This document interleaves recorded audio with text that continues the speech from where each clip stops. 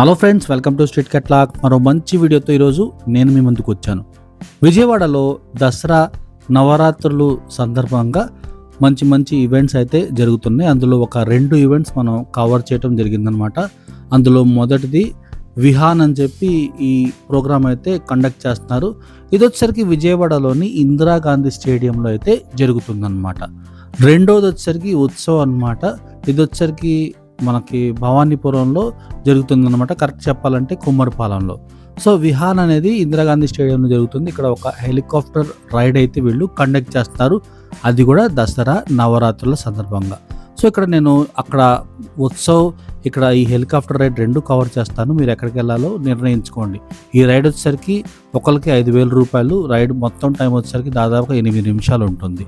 పొద్దున్న 10 నుండి సాయంత్రం 5 దాకా ఉంటుంది. ఇది వచ్చేసరికి ఉత్సవ్ అనమాట. ఇది వచ్చేసరికి కరెక్ట్గా కుమ్మరిపాలెంలో. రెండో ప్రోగ్రామ్ వచ్చేసరికి ఇది కూడా చాలా చాలా ఇంపార్టెంట్. సాయంత్రం వెళ్తే ఫ్యామిలీతో చక్కగా కండక్ట్ చేయొచ్చు. దారిలో వెళ్తుంటే చిన్ని కుక్క పిల్ల అలా రోడ్డు మీద ఉంది, చాలా ముద్దుగా ఉంది కదా. సో చూడండి, అట్లాగా మనం నడుచుకుంటూ వెళ్ళాల్సి ఉంటుంది దాదాపు ఒక 1/2 కిలోమీటర్ దాకా. దీని అడ్రస్ ఎక్కడ అంటే పున్నమి ఘాట్ పక్కనే మనకి ఒక పెద్ద గ్రౌండ్ ఉంటుంది. ఎగ్జిబిషన్ పెడతా ఉంటారు చూడండి, ఆ గ్రౌండ్లో అనమాట. సో ఇది వచ్చేసరికి విఐపి మార్గం అనమాట. సాయంత్రం పూట ఇక్కడ వెళ్ళటానికి కుదరదు.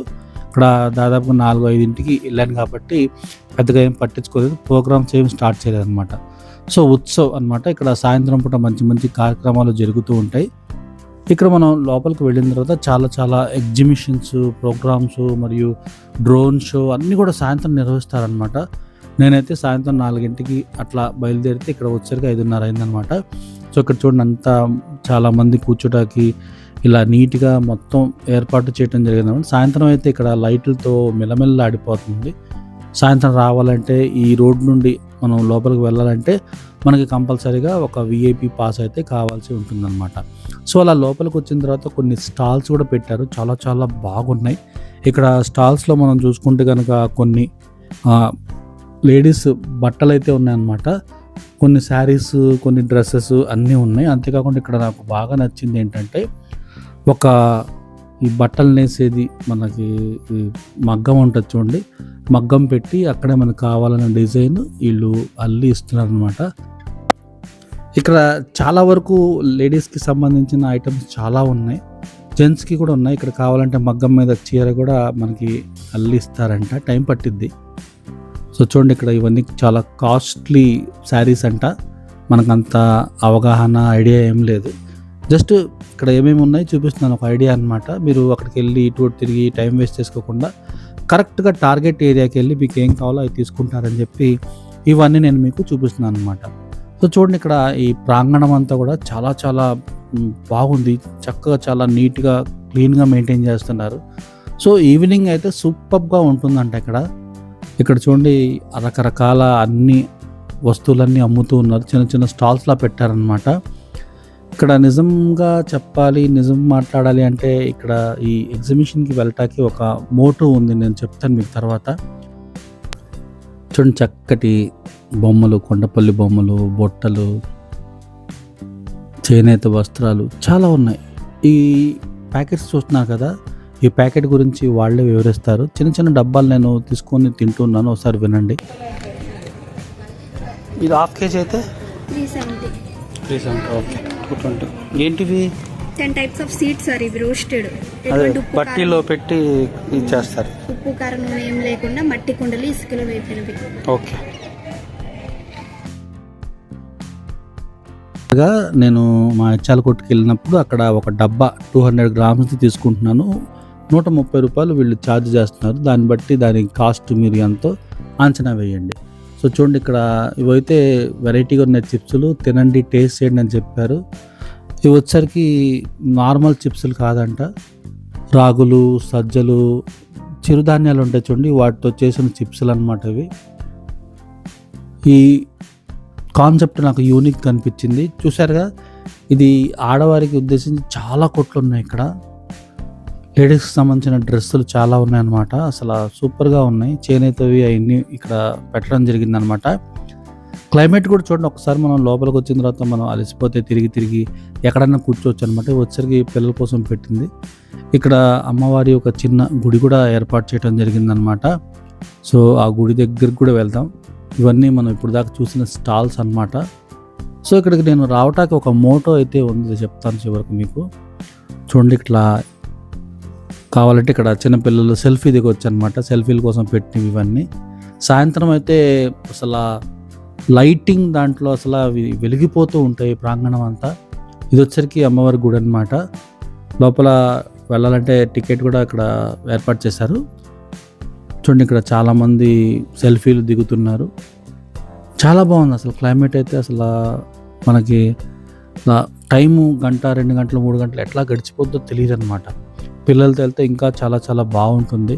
పక్కనే కృష్ణవేణమ్మ ఎగ్జిబిషన్ సూపర్గా ఉంటుంది అనమాట. సో చూడండి, ఇక్కడ విజయకి సంబంధించిన అవుట్లెట్ వీళ్ళు పెట్టడం జరిగిందనమాట. విజయకి సంబంధించిన ఏ మొత్తం ఐటమ్స్ ఉంటాయి అన్నీ కూడా ఇక్కడ పెట్టడం జరిగింది. మా పాత స్నేహితుడు కలిసాడు మాకు.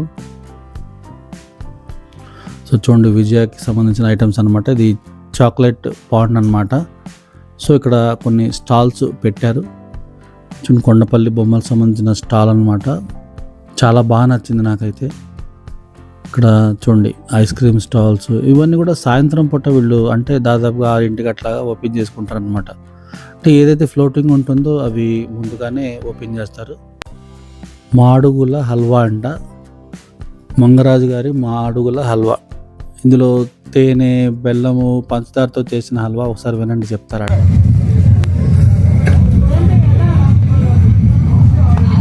ఏమంటారు దీన్ని? ఇది హనీ, ఇది హల్వా, మాడుగుల హల్వా.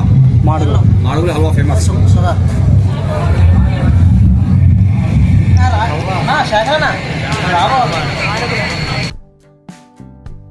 నేనైతే ఫస్ట్ సారి టేస్ట్ చేశాను. చాలా చాలా బాగుంది. చిన్న ముక్క ఇచ్చారనమాట. దాంట్లోనే చాలా డ్రై ఫ్రూట్స్ వచ్చినాయి నాకు. సో తర్వాత ఇక్కడ కొన్ని రకాల అవుట్లెట్స్ చూడండి. ఇది వచ్చేసరికి బర్గర్స్, పిజ్జా అవన్నీ ఉంటాయన్నమాట. సో అలా మనం ముందుకెళ్తూ ఉంటే ఇంకా స్టాల్స్ మనకి చాలా పెట్టారనమాట. పిల్లలతో వస్తే భలే బాగుంటుంది ఇక్కడ. చూడండి, ఇక్కడ నేను రావటానికి గల మోటో అని చెప్పాను కదా. సో ఆ మోటో ఇప్పుడు కనిపిస్తుంది చూడండి. ఇక్కడ వచ్చేసరికి గిరిజన కాఫీ అనమాట. ఒరిజినల్ కాఫీ గింజలు తీసుకొచ్చి ఏపీ వీళ్ళు దీన్ని గ్రైండ్ చేసి వేస్తున్న కాఫీ అనమాట. సో మన మోటో అయితే వచ్చింది. నేనైతే ఇక్కడ రావటానికి గల మోటో ఏంటంటే, నీలోఫర్కి సంబంధించిన నాకు ఈ బన్ను ఏదైతే మస్కా బన్ ఉందో నాకు చాలా ఇష్టం అనమాట. ఈ కాఫీ, ఈ టీ చాలా ఇష్టం నాకు. ఇదైతే ప్రస్తుతానికి కాఫీ దొరకట్లేదు, టీ ఒకటే పెట్టారంట. సో అక్కడే లైవ్లో అయితే నీలోఫర్ ఒరిజినల్ టీ వీళ్ళు అమ్ముతున్నారు. టీ వచ్చేసరికి 30 రూపాయలు వీళ్ళు ఛార్జ్ చేశారు. టీతో పాటు ఒక బిస్కెట్ కూడా ఇస్తున్నారు. వర్తబుల్ బిస్కెటే 10 రూపాయలు ఉంటుంది. ఉస్మానియా బిస్కెట్ సూపర్గా ఉందన్నమాట. సో ఒక బన్ను తీసుకున్నాను. ఒక బన్ను, ఒక టీ వచ్చేసరికి 100 రూపాయలు అనమాట. అంటే అప్పుడు టీ 30 రూపాయలు, బన్ను ఒక 70 రూపాయలు. అంటే ఒరిజినల్ కాస్టే పడింది. ఈ బన్ను అక్కడ తినలేదు, నేను ఇంటికి తీసుకొచ్చి తిన్నాను. ఎక్సలెంట్గా అంటే ఎక్సలెంట్గా ఉంది. చాలాసార్లు నేను ఎవరన్నా హైదరాబాద్కి వెళ్తే తెప్పించుకుందాం ఆ బన్ను అనుకుంటూ ఉండేవాడిని, మస్కా బన్ను. కానీ అదృష్టం కొద్దీ ఇక్కడ నవరాత్రుల సందర్భంగా వీళ్ళు అవుట్లెట్ పెట్టారు కదా, వెళ్ళి అక్కడ నేను తిన్నాను అనమాట. చాలా చాలా బాగా నచ్చింది నాకు. అంతేకాకుండా ఇక్కడ నాకు ఇంకా నచ్చిన ఇంకో విషయం ఏంటంటే, ఇక్కడ చూడండి లైవ్లో పూతరేకులు వీళ్ళు ప్రిపేర్ చేస్తారనమాట. ఈ రేకులన్నీ కూడా వాళ్ళు అక్కడ నుండి తెచ్చుకొని మన కళ్ళ ముందే లైవ్లో వీళ్ళు పూతరేకులు అయితే ప్రిపేర్ చేసి ఇస్తున్నారు అనమాట. పూతరేకు ఒకటి వచ్చేసరికి 30 రూపాయలు ఛార్జ్ చేస్తున్నారు.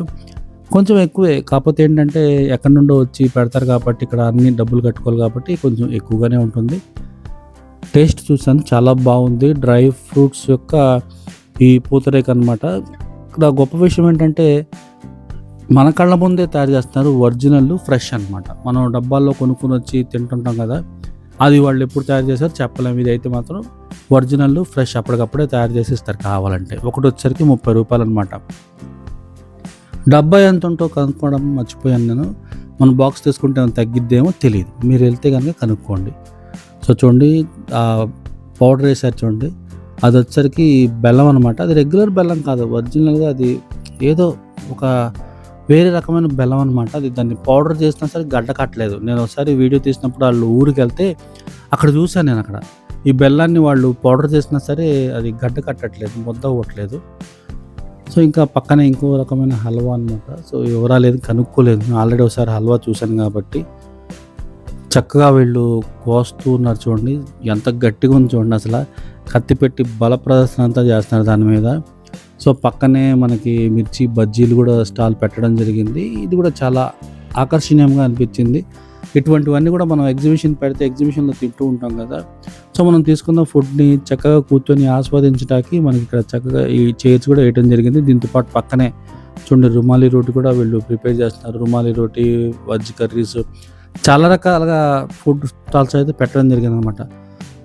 చాలా ఉన్నాయి. మొత్తానికైతే చాలా బాగా అనిపించింది. మీరు కూడా వెళ్తే ఎంజాయ్ చేస్తారు. చూసారుగా, వెళ్ళాలో లేదో మీరే నిర్ధారించుకోండి. వీడియో నచ్చిందని అనుకుంటున్నాను. నచ్చితే లైక్ చేయడం మాత్రం మర్చిపోద్దు. Thank you.